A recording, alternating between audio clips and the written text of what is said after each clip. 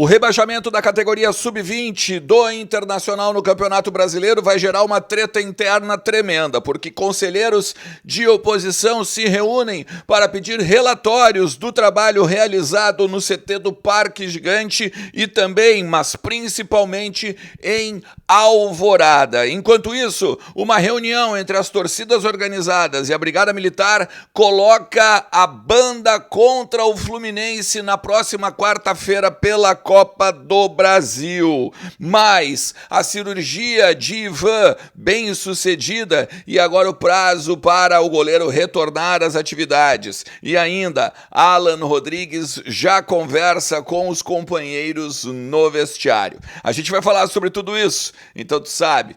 Fica comigo depois da vinheta.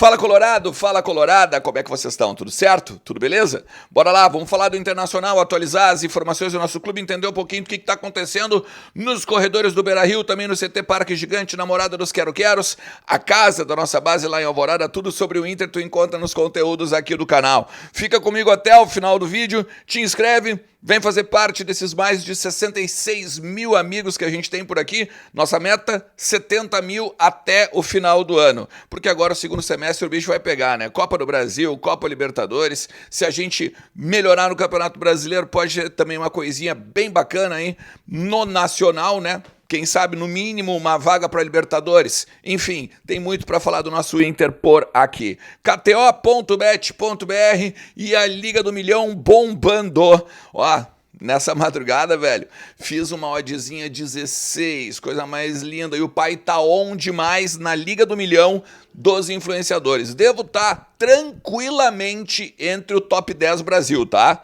Esse mês o pai tá on, então tu pode estar também. Te registra lá para dar essa brincada. Lembra que tu tem que brincar sempre com moderação e responsabilidade e que tu também tem que ter mais de 18 anos para acessar kto.bet.br, beleza?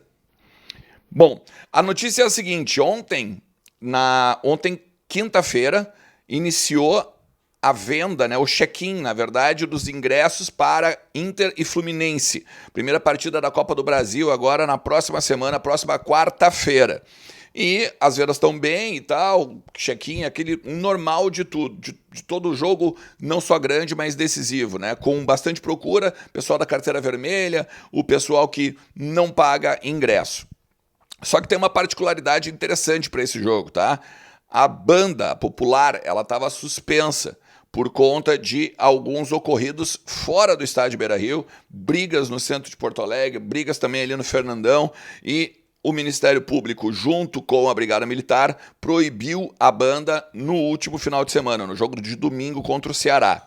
Só que houve uma reunião, as lideranças da Guarda Popular, junto com a Brigada Militar, fizeram um encontro e, a partir deste encontro, decidiram o seguinte: se nesse domingo contra o Vasco der tudo certo, não tiver baderna na cidade, não tiver baderna ao redor do estádio, e as torcidas, ou as, vamos dizer, as lideranças dos dois grupos, né? Porque existem dois grupos da Popular hoje, tá?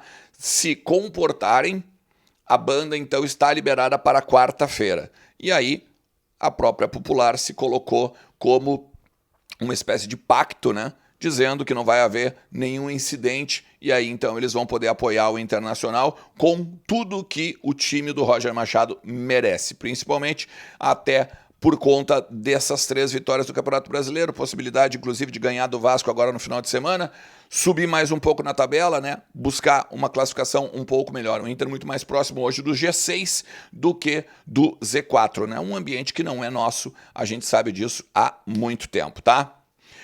O Ivan realizou a cirurgia. Foi feita no dia 22, terça-feira. Acabei me passando quando recebi essa notícia aqui e não trouxe para vocês aqui. Ele sofreu uma artroscopia, uma artroscopia por conta de uma entorse no joelho esquerdo. E aí, a partir daí, entre 3 e 4 semanas de recuperação. Havia a possibilidade dele não fazer esse procedimento, tá? A intervenção cirúrgica, mas aí ele demoraria um pouco mais para recuperar, com a questão de medicamentos, só fisioterapia e tudo mais, passaria dessas 4 semanas. E ele já tá, né, meu, há um tempão já sem treinar por conta do LCA que ele teve no joelho. E tá doido para continuar treinando e tentando buscar um espaço aí no time do Internacional. Então, tá aí a informação para vocês sobre o Ivan, goleiro, né, que agora fez uma cirurgia no joelho. Eu quero falar com vocês sobre uma treta a partir do rebaixamento do Sub-20 do Internacional, tá? Recebi aqui alguns dados, algumas questões aí envolvendo o movimento de oposição e, querendo ou não, movimentos políticos do Inter que são do Conselho Deliberativo e que as principais lideranças se reuniram para pedir esclarecimentos, por exemplo, para a gestão do presidente Alessandro Barcelos. O Inter cai para a segunda divisão, agora na última quarta-feira, junto com Atlético Mineiro e Atlético Goianiense, está na Série B do Brasileirão Sub-20 no ano que vem. Isso, claro, se não houver nenhuma mudança em cima lá da ideia dos 2 grupos de 20, e aí um campeonato brasileiro um pouco maior, depois fazer o chaveamento e tal. Criciúma, Vitória e Avaí já subiram, inclusive, para a primeira divisão. Eles estão conversando nos bastidores o que vai ser feito a respeito no Sub-20. Mas o Inter, o que o Inter quer?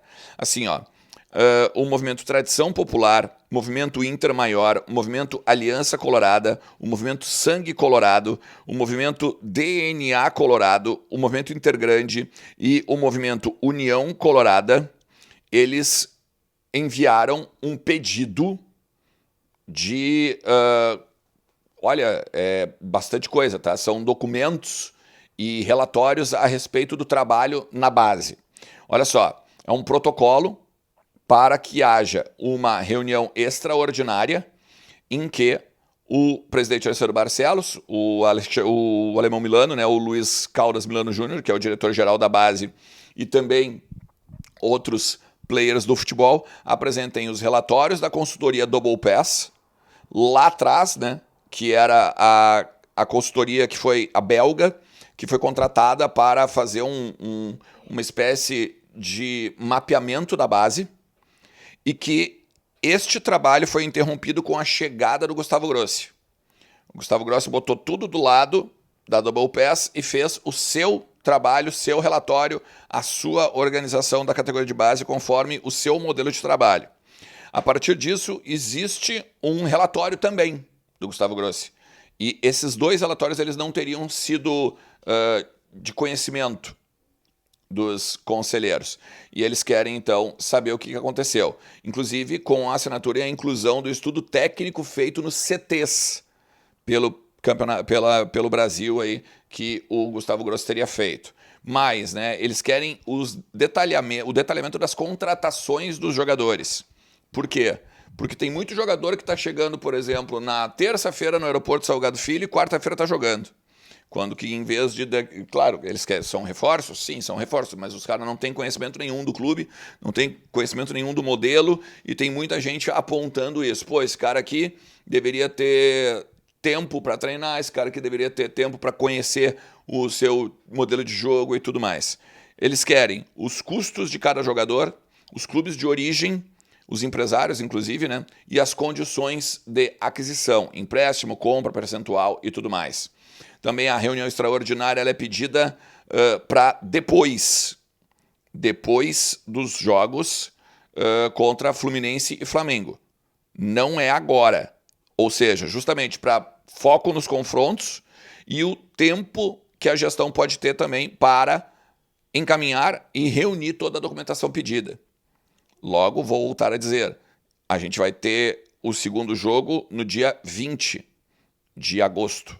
Ou seja, tem quase um mês para eles organizarem toda a documentação. Também foi muito questionado, né, o trabalho do Milano, e inclusive o próprio movimento do Milano vai fazer uma reunião para que ele dê esclarecimentos sobre o que aconteceu com a base, por que a base caiu, por que o trabalho da base declinou tanto. Mesmo sendo campeão gaúcho, por exemplo, sub-20, existem outros pontos aí a serem melhorados ou a serem revistos dentro da categoria de base lá em Alvorada, na Morada dos Quero-Queros, tá?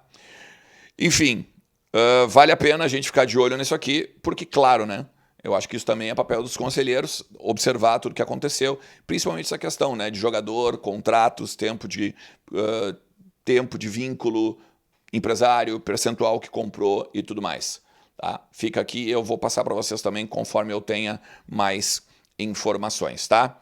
E o Alan Rodrigues já é esperado aqui em Porto Alegre, a gente já falou sobre isso no conteúdo de ontem à noite. Se tu não acompanhou, tá aqui em cima, tá? Mas já conversa com alguns jogadores do vestiário colorado, principalmente os estrangeiros. E aí aqui eu tenho uma leitura que até o D'Alessandro fala direto com ele também sobre a questão de movimento de jogo, sobre como jogar, isso e aquilo. Tem o Rocher nesse final de semana, agora, na verdade, nesse final de semana não, né? Agora na quarta-feira, após o jogo contra o Santos, falando sobre isso, inclusive. De que a partir do momento que começou a dar a especulação de que o jogador viria para cá e tal, ele começou a trocar uma ideia com o Rodrigues para dizer, cara, aqui é legal, aqui é bom, os dois são uruguaios, né? O Rocher da seleção uruguaia, o jogador tem 25 anos, é uruguaio, capitão do Argentinos Júniors, e que, ó, vale a pena, ambiente bom, a gente que recebe em dia, é um clube com boa estrutura e tudo mais, e sem contar, deve ter falado também, né, de torcida, deve ter falado também do ambiente que se encontra dentro do Beira-Rio. Isso aí eu já não tenho informação, mas eu tiro de leitura porque não tem como não falar. Mas tem muita gente dizendo assim, não, mas se o cara é volante, por que o cara vai jogar de meia ponta?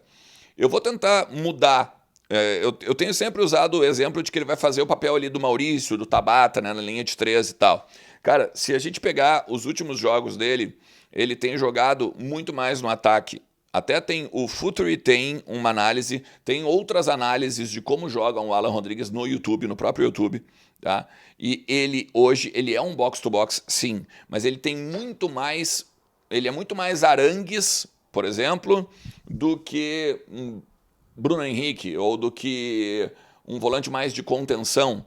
Um volante que, por exemplo, o Fernando é 5, eu sei, tá? Mas o Fernando é um 5 que sai para o jogo. Ele também é um 8 que sai para o jogo, mas ele tem muito mais função de Arangues, ele é muito mais Tinga. Eu estou dizendo em característica e função. Não estou falando em bola, né? O cara joga mais que o Tinga, o cara joga como o Tinga. Não, não é isso que eu estou falando. Eu estou falando em característica e função. Então, é um volante que vai marcar, mas é um volante que vai chegar muito na frente. Por isso que ele jogaria à frente do Thiago Maia e do Bruno Henrique. Isso, claro, né? Se o campo depois mostrar que precisa, de repente, o Bruno Henrique sair, para ele voltar e recuar e bota mais um meia ali. Enfim, aí o Roger vai ter que trabalhar. Mas eu mantenho as informações que eu trouxe aqui, que tem, inclusive, pessoas dentro do vestiário que já estão analisando os vídeos dele como esse cara, esse volante, né? Com chegada à frente. Beleza? Chegou até aqui, te agradeço demais. Não te esquece que se tu quer mudar o teu vestuário para 2025 ainda, tu tem a coleção Outono e Inverno da Arcadami, inclusive com agora Nike, tá? Além das melhores marcas que tu já conhecia, agora tem Nike também, a versão esportiva para tu comprar lá na Arcadami. Valeu? Tem desconto, óbvio, é só tu dizer que tu veio aqui pelo meu canal. Tamo junto, um forte abraço. Tchau.